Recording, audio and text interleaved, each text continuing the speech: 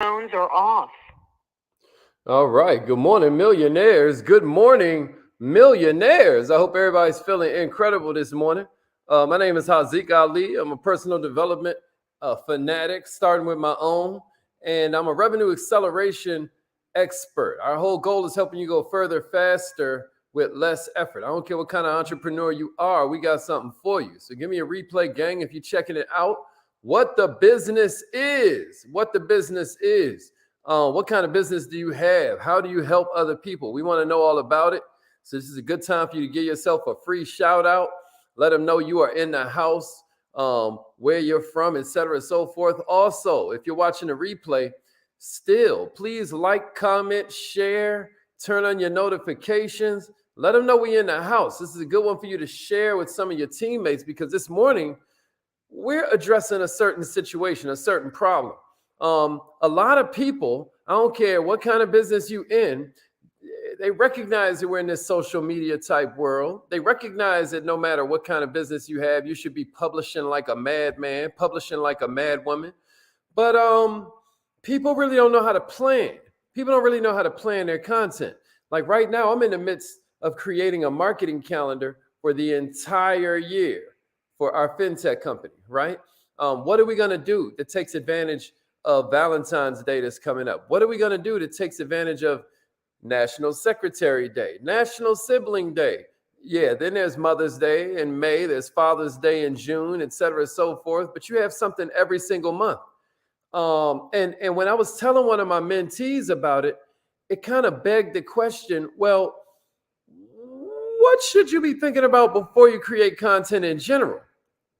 Because we all know that content marketing is going to be a crucial piece of any high performing marketing strategy.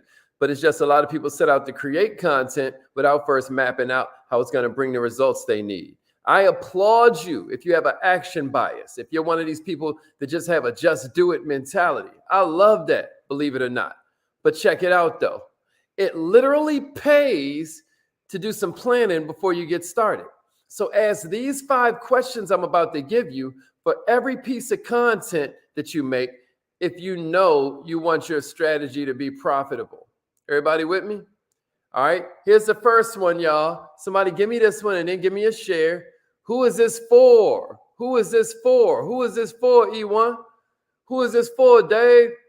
Who is this for, Precious? Let's go, Hakeem. Who is this for, Julio? Let's go. Who is this for? Who is this? Who is this for? Brooklyn's in the house. Nashville, Tennessee. Who is this for, Maurice? This is important for you to think about. Who is this for, Ashley? Who is this for, Apostle Ray? Let's go. Who is this for, Latanya? Somebody type that out and then give me a share. Who is this for? Who is this for, Chelsea? Who is this for, Shiz? Who is this for, Latanya? Let's go. Who is this for? Who is this for? That's right, Smitty. This is important, bro. This is important. Who is this for? And then give me a share. That part's important. Who is this for? You need one specific person you're going to target. Think about it. The advice you give to friend A might be different than the advice you give to your cousin or friend B. You're going to tailor what you say and you're going to recommend based on what you know about the person on the other side of the table, right? Right now, I'm rewriting a booklet that I have. When I'm riding in my car, a lot of times people go crazy. They're like, what do you do, et cetera, and so forth. I said, I need my book put together. But when I'm rewriting the book, I'm changing little things because now I recognize, what if I had a book to give homie who runs up trying to sell the water bottles? What if I had a book to give, you know, the young dudes that pull up on a scooter beside me in the hood and start going, woo? What if I had something to give them? So now I'm rewriting the book with them in my mind, because what I would say to some big intellectual where I'm talking about, you know, market declination and you know, the nuances behind macroeconomics and all of that. Instead, I find myself breaking it down to the very lowest compound because I'm recognizing who I'm targeting. What are their daily experiences like? Write this down. What problems are they dealing with that you want to solve? Write that down. How do they feel about those problems? Write it down. How will they feel once they implement the expertise I'm sharing? Write it down. What history have you already built with this particular customer? Write that down. You need to nail all these different details. We have a whole course on what we call revenue acceleration. I highly suggest you take that joint, Shiz. I highly suggest you take that joint, Miss Ferguson. That revenue acceleration course is cold because what it does is it gives you this whole ecosystem to explore. Like my sister is changing from just wellness for families to still food is medicine, but now she's just going to focus on wellness for professional women, because obviously it'll all radiate from there. She can teach them how to do well, then they'll naturally feed that into their children. I said, well, check it out. You need to take my revenue acceleration course so that you can get into the entire ecosystem. Now that you know the audience you're looking to serve, you need to know what podcasts they listen to, what magazines they read, what YouTube channels they're on, what books they buy, what Facebook groups they participate in. You need to know the entire ecosystem. And I'm just giving you small pieces of it. But I'm telling you all of this to say, these are the small details you need to nail before you start creating each piece of content, because what it does is it drastically changes your message. It drastically changes what you need the consumer to do with the information. And I'm going to give you more on that in a minute. Am I making sense so far? Am I making sense? Who is this for? Here's the second one. Where will it live? And then give me a share. Where will it live? Where will it live? What do I mean by that? First, somebody type that in and give me a share. Yeah, Morose. Morose getting busy over there. Let him know. Hey, if she tagged you, she love you. You know what I'm saying? Somebody give it to me. Where will it live?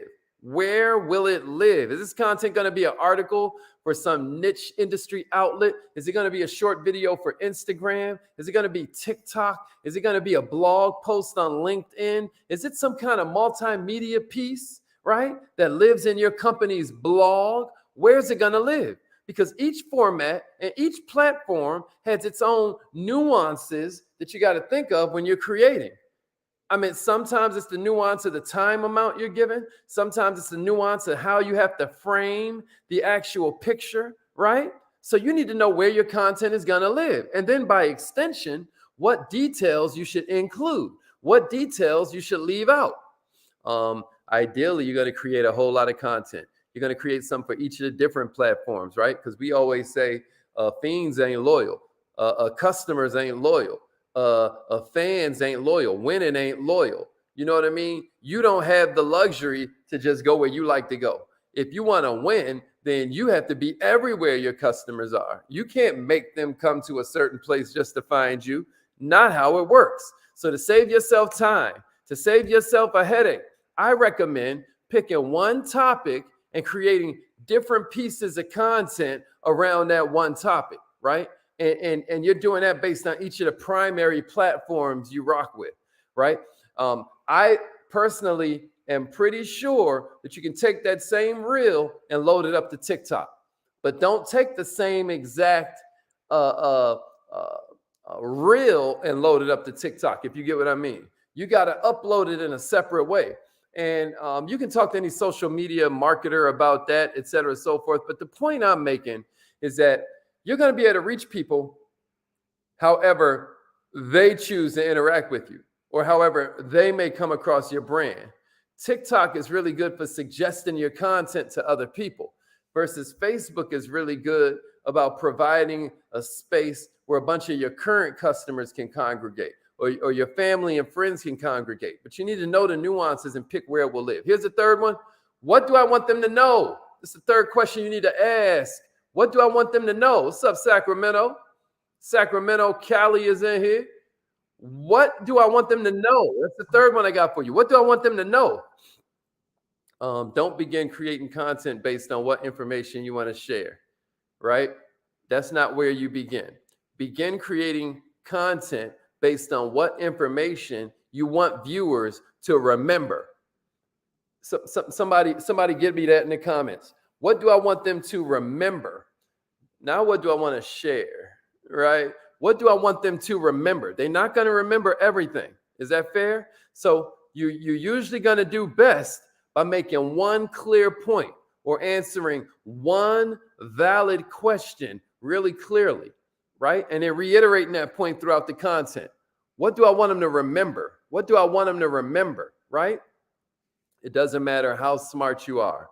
It doesn't matter how entertaining your content is. I don't care how dope your speech is. How many of y'all have seen my TED Talk? Man, you probably only remember one thing from it. So what I'm saying is pick one takeaway and nail that thing, right? There are going to be exceptions to this rule, right? Like if it's a state of the industry report, right? Or some kind of comprehensive guide you're creating to business credit, right? Or personal credit. But nailing one point or answering one question is usually going to be the best approach. Here's number 4. What should they do with this info? That's number 4. What should they do with this info? Type that out. Type that out. Share this with an entrepreneur. This is important. When I was new to marketing, all the blog posts I wrote, you can find my blog at Entrepreneurishment there on the Millionaire Minded website, right? If you want to see what I'm talking about. But all the blog posts that I would write, I was sharing what I thought was interesting information, or what I thought was a compelling reason to get serious about financial literacy. But that was it. None of my blog posts told people to do, none of my blog posts told people what to do with the information, right? They might have brought in a little traffic, but not really conversions, until I went back and added in calls to action. You notice even on the morning trainings, I do a lot of calls to action now, like, hey, join this newsletter. Case in point, right? Boom. Down there at the bottom is how you join the text system, is how you join the newsletter, right? And now you're about to start seeing, thanks to my man, Mikey Bennett. I don't know if he's here or what, but he's helping me create funnels out of all the different assets I put out there. Because people ain't going to connect the dots on their own. You got me? You need to connect the dots for them. Most people also are really prone to inaction, but they will move if you tell them to. So tell them to, right? As you craft your content, keep in mind what your call to action should be. What action do you want viewers to take? Do you want them to inbox them? Do you want them to hit a certain website?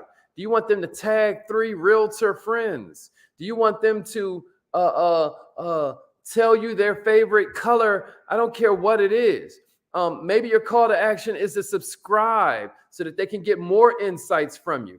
Maybe instead of just tagging your Instagram reel or tagging your TikTok, you say, it's me, your favorite financial literacy coach, or it's me, your favorite health coach, or it's me, your favorite relationship doctor. You get what I mean? That way, if somebody reshares your content, they're also sharing your verbal tag to bring in more people with the call to action that you chose. Am I making sense? A lot of times you want to do different things that allow them to know where exactly they should go next if they want more info, if they want more value. Whatever it is, tell them. That's all I'm saying. And then here's the last one I got for you. How will I get it in front of them? How will I get it in front of them? I always recommend spending 4 times as much time, money, and effort on distributing your content as you do on creating it. Why? Because it don't matter how great it is. It don't matter how insightful, entertaining, or helpful your content is if nobody sees it. Distribution is what makes sure the right people see it. Distribution is what makes the content profitable. But how are you going to do it? Search engine optimization, search ads, social media, organic social media, but also there's paid social media, reaching out to other people's websites and shooting them a couple of dollars so they shout you out. They're up and coming influencers who may have people paying attention to them. You've got so many distribution channels that you can leverage. But what is your goal? How are you going to get it out there? The best places to distribute your content are wherever your customers spend their time. If you know for a fact that you're selling wigs and personal trainers are constantly killing their female clients' hair, then maybe you should be spending time on personal trainer Instagram pages and telling them, hey, I want to place an ad on your page. See, Shade Room, Baller Alert, all these big pages, they may have already priced themselves out of your budget, but you can go to that micro influencer, right? If you know who you're targeting, what platform you're targeting them on, this is going to become way easier, but you still got to take it serious. Millionaires, If you think you can promote one article a week on LinkedIn for 2 weeks and see results, maybe you need to rethink that. Maybe you need to start saying, I need to promote it for 3 to 6 months. You hear me? So I hope this is helpful. All these content strategies ask these 5 questions before they get started. All these greatest content marketers in the world, these are the 5 questions they use. This will contribute to your entire strategy as a whole. It might feel like a lot, but if you take the things one step at a time, one question at a time, you're going to see that creating content that reaches the right people and brings them into your sales funnel is a lot easier than maybe you've been treating it. Was this helpful, y'all? Was this helpful? Scale of 1 to 10. How helpful was this? It's affirmation time. Let's go. Let's go. Let's go. Let's go. Let's get it. Scale of 1 to 10. How helpful was this? Scale of 1 to 10. How helpful was this? Yeah? A little something? All right, good, good. All right, let's go. Let's go. Veganic is in the house. Best smoothies in Atlanta. And check it out, man. I just gave you the whole jewels, Dr. Gabe. Good, Deborah. Deborah gave it a 10. Morose gave it a 10. Chelsea gave it a 10. My man Shea said 10 plus. My man Corey said a 10. Yeah, Digital Daryl is in the house. Hakeem, they both gave it a 10. All right, then. Let's go. Let's go. All right, it's affirmation time. What's up, Star? Oh, snap. What's up, girl? All right, all right. Taisha gave it a 1. 10 is the biggest, Taisha. No, I'm just playing. All right. Here we go. Repeat after me. Say it like you mean it. Let's go. Let's go. Let's go. Repeat after me. Say it like you mean it. I am so happy and grateful